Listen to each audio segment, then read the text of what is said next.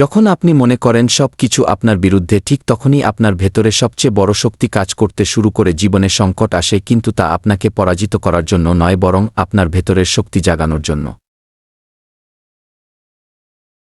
আপনি যখন হেরে যান, আপনি জানেন ওই মুহূর্তই আপনার জন্য সবচেয়ে বড় শিক্ষা হয়ে উঠবে। প্রতিটি যন্ত্রণার মাঝে আপনার শক্তি এবং মনোবল আরও দৃঢ় হয়ে উঠবে। আপনি নিজে জানবেন আপনার ক্ষমতা।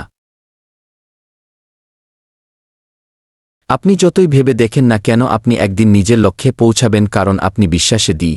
আপনি জানেন আপনি কখনো থামবেন না, কারণ সঠিক পথ আপনি জানেন এবং জীবন আপনাকে সফলতার দিকে নিয়ে যাবে। এটা আপনার সংগ্রাম এবং আপনার জয়ের গল্প। আপনি জানেন বাধা আসবে, তবে সেগুলো শুধু আপনাকে পরবর্তী স্তরে নিয়ে যাবে।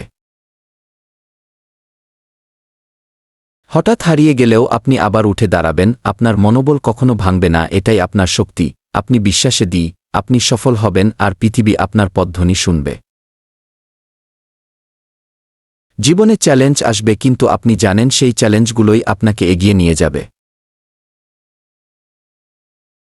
আপনি যতই বিপদে পড়েন, তবুও আপনি জানেন প্রতিটি বিপদ আপনার জন্য এক নতুন সুযোগ সৃষ্টি করবে। সেই সুযোগগুলো গ্রহণ করেন, কারণ আপনার মধ্যে যে অনন্ত শক্তি আছে তা আপনাকে সব বাধা অতিক্রম করতে সাহায্য করবে। একদিন আপনি নিজেই দেখবেন সমস্ত কঠিন সময়ে আপনি কিভাবে জয়ী হয়ে ওঠেন, আর পৃথিবী আপনাকে সম্মান করবে।